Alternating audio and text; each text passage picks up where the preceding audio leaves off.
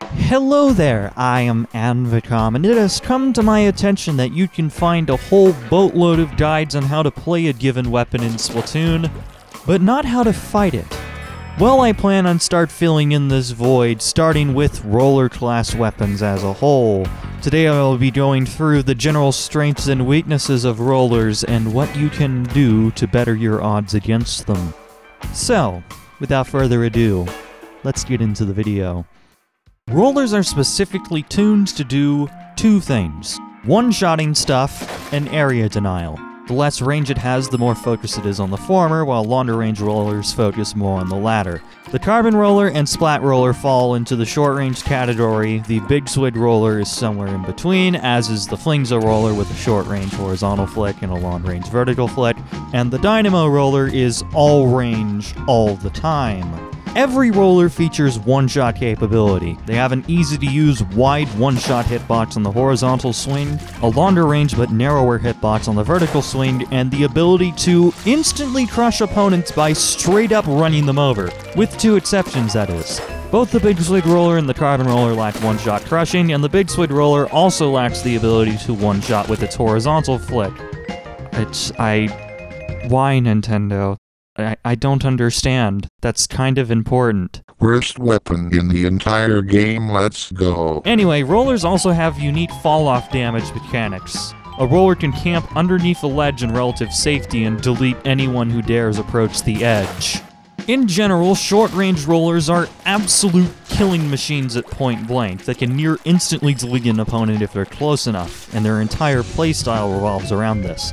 Meanwhile, longer range rollers lack a quick wind-up on their swings, making them more suitable to flinging giant blankets of ink over tight choke points or other areas of interest from a safe distance. However, a roller's insano instant kill capability comes with some, exploitable downsides. Short-range rollers are basically only good at point blank for a multitude of reasons. They have a slow rate of fire across the board, making any roller's kill time much slower if they aren't able to land a one-shot. Because of this, if a roller can't land a one-shot in a 1v1, the situation automatically shifts towards its opponent's favor, since the opponent can likely kill it before the roller has a chance to get its second flick out, or even third flick.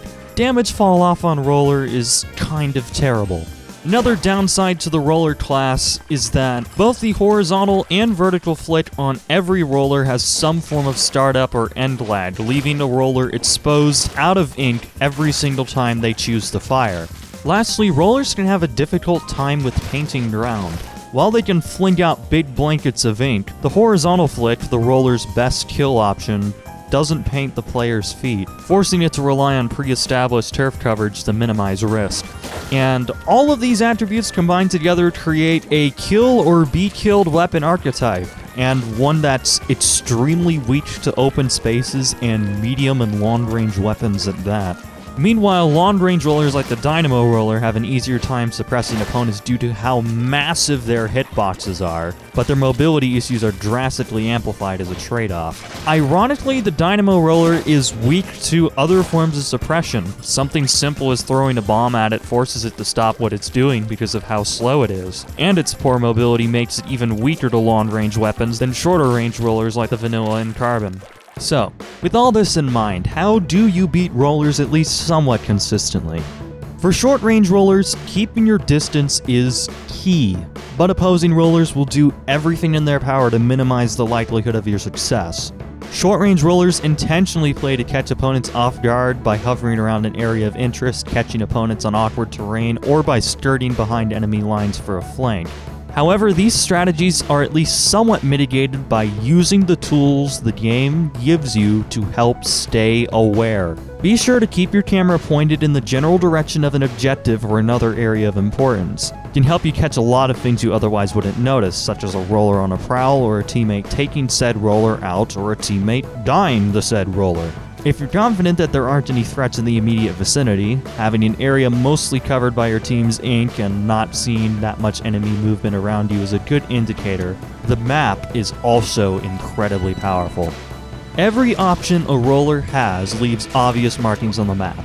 Enemy turf growing chunk by chunk is a solid indicator of where a roller may be. Lastly, relying on the player indicators at the top of your screen are very important. You don't have to worry about a short-range threat popping up out of nowhere if said short-range threat is in the process of respawning. As for short-range rollers, once you're aware of the threat, beating one is largely a matter of using your environment and the full range of your weapon in order to ensure that it can't get close enough to one-shot you. Being cautious while approaching a roller-inhabited space and/or using your sub-weapon to smoke it out can save you a lot of trouble. Conversely, if you happen to see a roller trying to charge you and delete you at point blank, backing up to an area that's primarily covered in your turf gives you more movement options while innately limiting the roller's own movement options. Remember, it can't paint its own feet with its best kill option. And doing so can give you the all-important range advantage, ensuring that the roller isn't close enough to one-shot you. As a side note, Ninja Squid is a factor here, in both approaching a roller and when a roller is approaching you. Short-range weapons really like to run Ninja Squid, especially in this current meta, and as such, rollers are no exception. It makes it a lot easier to sneak up on opponents. The thing is, though, is that short-range rollers want to get close to you, and their options in that scenario are limited. Regardless of how hard it may be to see it swimming in, a roller rushing in is a roller rushing in, and once you recognize their patterns of behavior, Ninja Squid just becomes less of a problem over time. And lastly, rollers have a difficult time focusing on multiple targets at the same time due to the startup and end lag on everything they do, which means that a distracted roller could turn into a free kill regardless of how much of a range advantage you might have against it. Long-range rollers like the Dynamo are dealt with a bit differently because their playstyle is innately different. For starters, if you can't quite get to it, throwing a bomb at it will force it to stop what it's doing and move somewhere else. If you're using a short-range weapon, timing is also an important factor. If a long-range roller has less than sure footing, waiting behind cover until it's in between swings and then popping out to attack can score you a kill reasonably safely. Flanking a long-range roller that's focusing on another target can also be effective. While the Dynamo roller has a horizontal flick that's a good deal bigger, if it's not looking at you, you're probably fine. Probably. Oh. And of course, if a roller is simply wandering around looking to crush opponents, keep your distance. Most weapons can walk directly away while shooting at it and remain completely safe, and take it out. It is making absolutely no attempts to protect itself or suppress anything beyond the range of a Splatoon-matic, making it a very free kill once you learn what to do in that situation. Map awareness can counter this playstyle as well if you keep a general eye on it, because, again, a painting rolling roller leaves obvious markings on the map.